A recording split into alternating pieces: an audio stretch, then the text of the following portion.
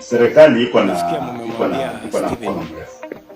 Na serikali inataka kujua nani kulia, kushoto, mbele na nyuma, lazima usimame rais.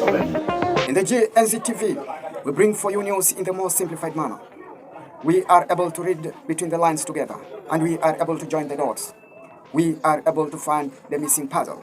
Subscribe and like this video to get more updates. My name is Abisai Orlando.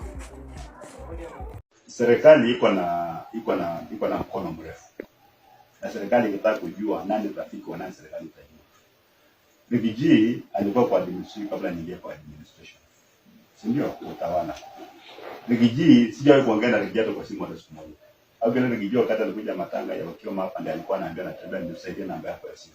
Niambia bwana, lakini watu wanasema tunaongea kila siku. I gave my number, I never called him, he never called me. Hajawahi kuongea kwa simu na Rigathi. Lakini ukienda kila mahali wanasema Natembeya rafiki ya Rigathi. Rigathi is not my enemy. Why should he be my enemy?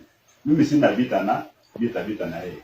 Yule labda ako na mambo na mimi anafikiri kwamba akiniweka pamoja na Rigathi atapata sababu ya kunipiga. They are wasting their time because Rigathi is a Kenyan. Ni Mkenya, hapo na haki. Ile makosa mimi najua Rigathi alifanya pengine mambo ya wanaweza kuwa wameandikiwa mambo mengi ya impeachment. Ile tu makosa Rigathi alifanya ilikuwa insubordination. Insubordination. Mkubwa ni wako, wewe ni mdogo, hakubehave kama mdogo. Ni ile tu madebut wengi hata madebut governors wanaamini kwamba pia walichaguliwa. So akikuja hapa anajifanya co-governor. Yeah, but it's not true. Wewe ni deputy, you actually were picked by the president as a running mate. You are picked. Maana kama kuwa na uwezo ungevai peke yako kama president. So lazima ukuwe deputy.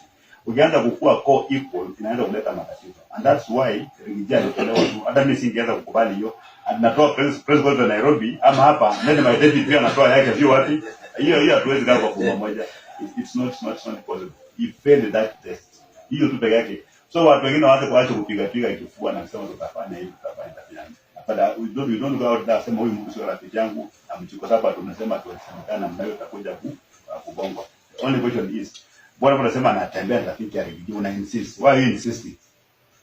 How many friends do I have? Why do you focus on this one only? Ni nini unataka kufanya? So na taifa la Kenya lazima lianze kujifunza, ukiona mtu ni kiongozi mzuri mnanacha yeye. Then we can grow.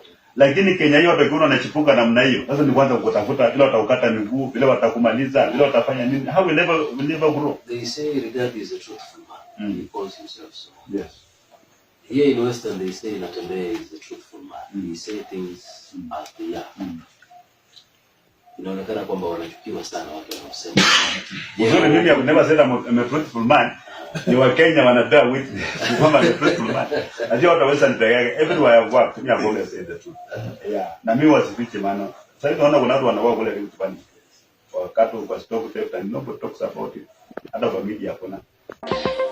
Nimesikia mmemwambia Steven ya kwamba kulia, kushoto, mbele na nyuma, lazima usimame rais. In the GNZ we bring for you news in the most simplified manner. We are able to read between the lines together, and we are able to join the dots. We are able to find the missing puzzle. Subscribe and like this video to get more updates. My name is Abisai Orlando.